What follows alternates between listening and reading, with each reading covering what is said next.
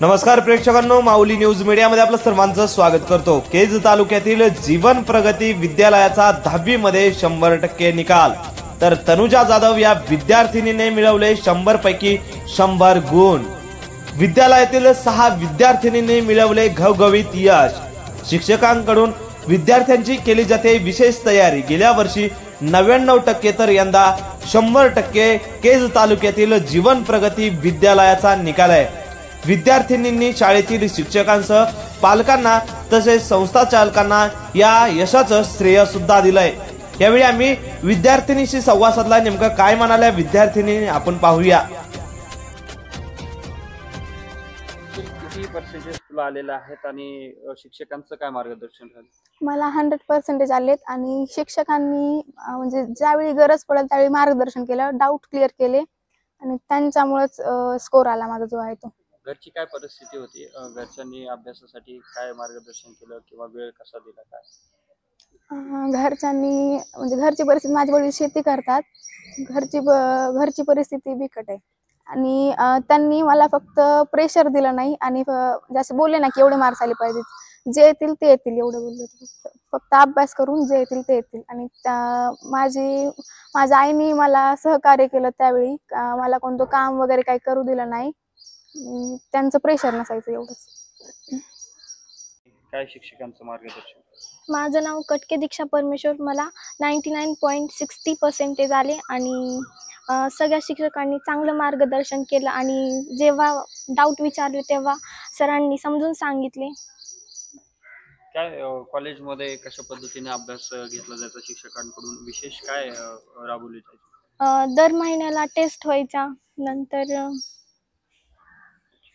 असं आहे की आमच्या जे संस्था ओपन झाली तेव्हापासून जे विषय शिक्षक आहेत, समजा इंग्रजी शिक्षक आहेत, तर ते इंग्रजी विषय त्यांना दिला जातो, त्यांना दुसरे कोणते विषय दिले जात नाहीत। इतिहास भूगोल असेल सेपरेट विषय त्यांना जो नेमणूक झाली तर रिटायरमेंटपर्यंत तेच विषय त्यांना दिला जातो। त्याच्यामुळे तयारी करून घेण्यास त्यांना एकदम परफेक्ट झालेले आहेत। पुस्तक घेऊन शिकवायची सुद्धा गरज पडत नाही।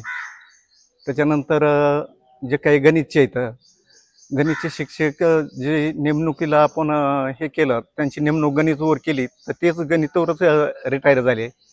अशा पद्धतीनं तयारी करून घेण्यात येत होती। विशेष काय तुम्ही परीक्षा दर महिन्याला घेतात त्यामधून? हां, त्याच्यामध्ये टेस्ट 1 चॅप्टर झाला, 2 झाले, तर आपण प्रत्येक महिन्याला त्या विद्यार्थ्यांना प्रश्नपत्रिका छापील प्रश्नपत्रिका काढून त्यांना लगेच 5 दिवसामध्ये रिझल्ट देत होतो।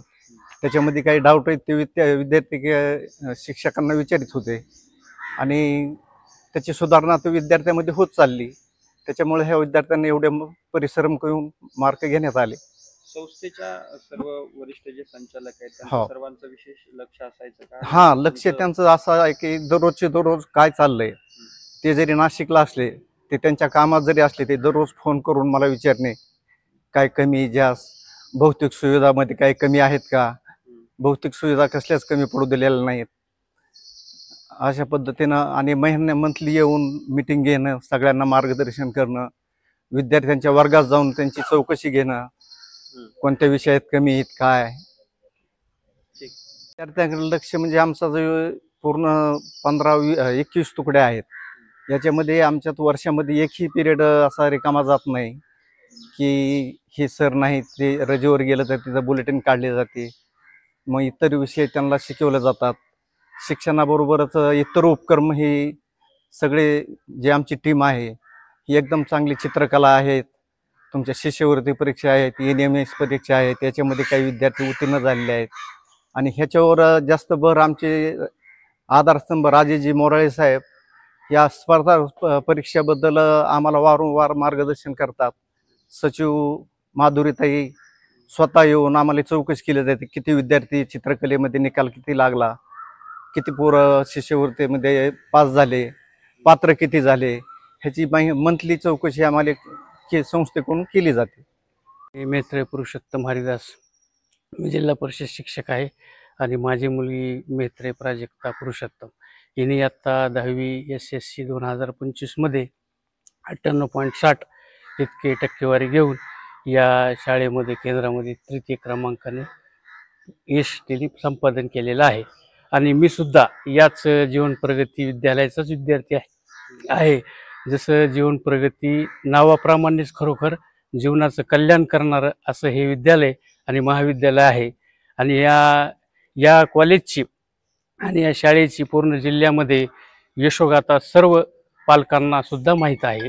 आणि मी 1996 मध्ये कला या शाखेतून प्रथम क्रमांक माझा सुद्धा आलेला होता. आणि त्यावेळेस मला 69.16 इतके गुण मिळालेले होते. आणि तसल्या परिस्थितीमध्ये त्यावेळेस DEDला इतकं महत्त्व असायचं की माझं जिल्ह्यामध्ये आमच्या कास्टमधून म्हणजे SBC मधून प्रथम यादीमध्येच नाव मिळालेलं आहे. तसंच आज मला ह्या ठिकाणी खूप आनंद झालेला आहे की माझ्याप्रमाणेच माझ्या मुलीने सुद्धा अगदी चांगले असे मार्क घेतलेले आहेत. त्याचे अध्यक्ष श्रीमान मोराळे साहेब, या शाळेचे मुख्याध्यापक ढाकणे सर आणि ह्या सर्व शाळेचा शिक्षक आणि शिक्षकेतर स्टाफ यांचं सर्वांचं वेळोवेळी सहकार्य लाभत असतं. आणि इथलं कार्याचा जर उल्लेख केला तर अहोरात्र हे शाळेसाठी पूर्ण झटत असतात. आणि या पालक या नात्याने मी सांगू इच्छितो की या शाळेतले जे काही शिक्षक आहेत ते महिन्याला फोन करून व्हॉट्सअप ग्रुपमधून विद्यार्थ्याची कशा प्रकारची प्रगती आहे याच सारखी विचारणा केलेली असते. आणि या यशाचं जे काही सर्व मुलीचं रहस्य जे आहे ते हेच कारण आहे की इथले जे शिक्षक स्टाफ आहे ह्या शिक्षकांचं विशेष करून विद्यार्थ्यावर पालकावर लक्ष असतं. आमचं जीवन प्रगती विद्यालय व कनिष्ठ महाविद्यालय ही 1962ची संस्था आहे. यशाची परंपरा अखंड कायम असलेली ही संस्था आहे. आणि यामध्ये यावर्षी आमच्या 10वीच्या विद्यार्थ्यांनी या यशाचं शिखर गाठलं आहे. आणि याचं कारण म्हणजे आम्ही डिसेंबरपर्यंत पूर्ण अभ्यासक्रम 10वी आणि 12वीचा पूर्ण करतो. त्यानंतर त्यांच्या सराव परीक्षा नियमित 8 दिवसाला घेतो. आणि यामधून एक सिलेक्टेड बॅच तयार केली जाते. आणि या सिलेक्टेड बॅचमधलेच विद्यार्थी आज आपल्याला 95% पुढे जेवढे विद्यार्थी आलेत ते पूर्ण सिलेक्टेड बॅचचे विद्यार्थी आहेत. विद्यार्थ्यांच्या कशा प्रकारे टेस्ट वगैरे असतात? विद्यार्थ्याचा मासिक टेस्ट असते. मासिक टेस्ट झाल्यानंतर डिसेंबरपर्यंत पूर्ण सिलेबस पूर्ण झालेला असतो. आणि डिसेंबरपासून पूर्ण सिलेबसवर सराव परीक्षा घेतली जाते. आणि त्या सराव परीक्षेतून आम्ही सिलेक्टेड विद्यार्थी काढतो आणि त्यांची एक एक्स्ट्रा टेस्ट 8 दिवसाला घेत असतो. प्रथम श्रेणीमध्ये या विद्यालयातील किती विद्यार्थी आले? प्रथम श्रेणीमध्ये या विद्यार्थी जवळपास 90% पुढे जवळपास आमचे 30 विद्यार्थी आहेत.